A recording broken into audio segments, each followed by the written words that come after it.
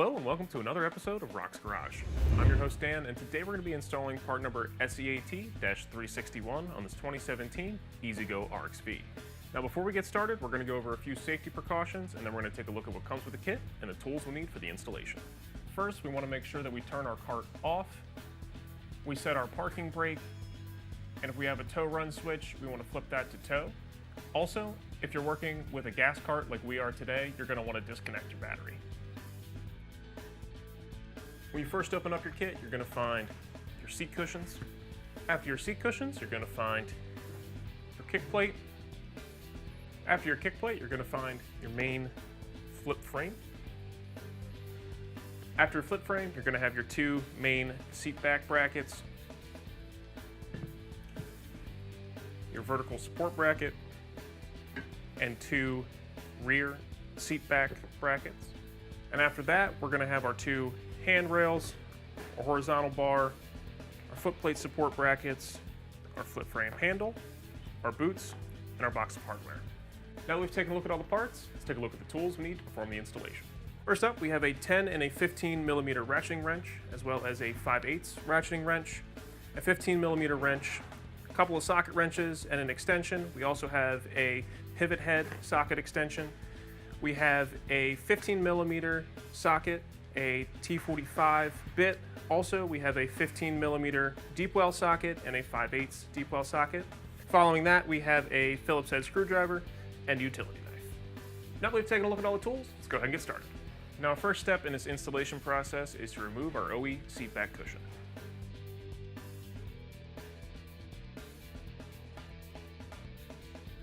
Once your OE seat back cushion is removed, our next step is to remove the 6 bolts that hold our sweater basket on.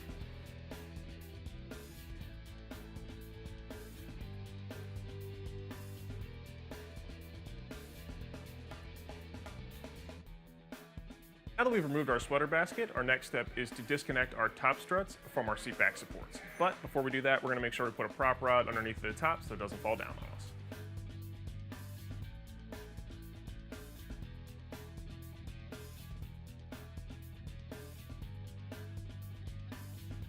In order to remove our bolts that hold our seat back supports on, we're going to have to remove our access panel. Once we do that, we can access those bolts and take those supports out. Now that your access panel is removed, you can go ahead and flip up your seat and access those bolts that hold your seat back supports on. In order to remove our seat back brackets, we're going to have to use our swivel extension so that we can access the nuts that are on the back of the bolts.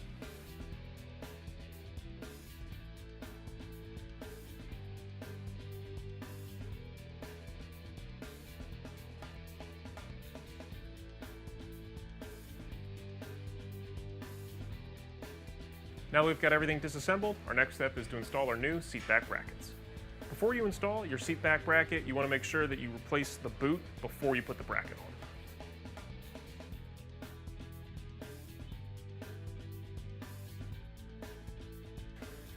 Now we're going to repeat the same process on the other side. Now that our new seat back brackets are loosely installed, we're going to attach our top struts to those new seat back brackets. We're just going to reuse our OE hardware for this part.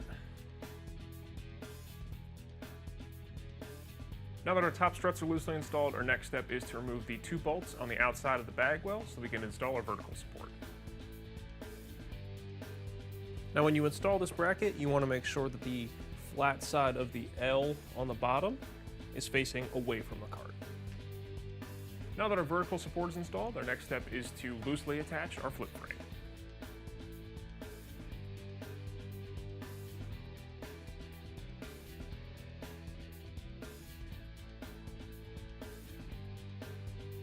Now that your flip frame is loosely attached, your next step is to attach your foot plate.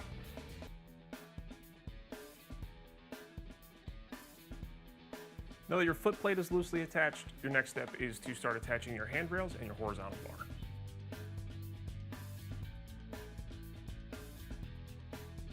Now when you're putting this upper bolt in, you want to make sure that you leave enough space to slide your spacer in place in between the 2 handrails to prevent them from rubbing together.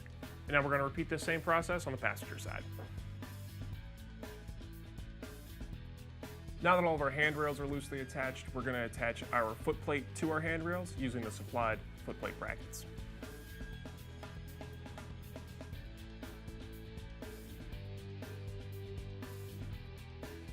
Now that our footplate is attached, our next step is to attach our brackets to our new seat back. And we're just going to hand tighten these at this time. Now once those brackets are attached to your seat back, you can go ahead and attach it to the rear seat back support frame.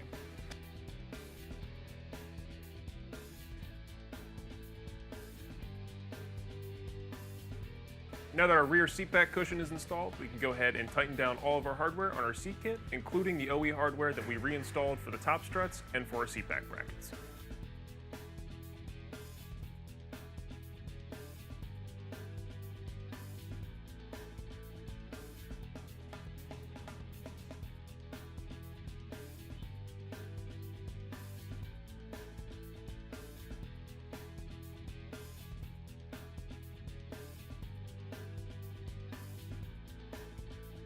Now that all of our hardware is tightened down, we can go ahead and reinstall our OE seat back cushion and our cover plate.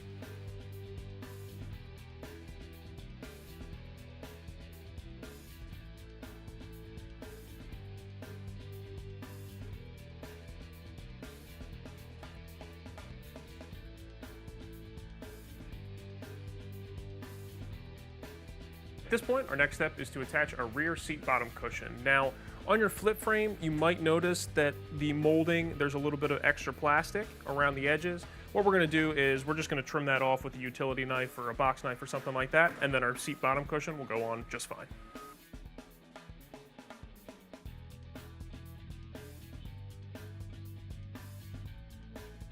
When you put your seat cushion on, you wanna try to line it up with the tabs. Get it lined up in place where everything sits down and in their channel.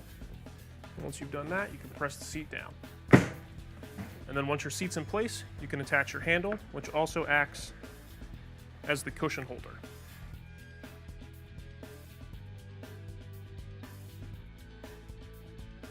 Now that our rear seat bottom cushion is attached, our next step is to reattach our battery, and then after that, we're going to reattach our OE seat bottom cushion.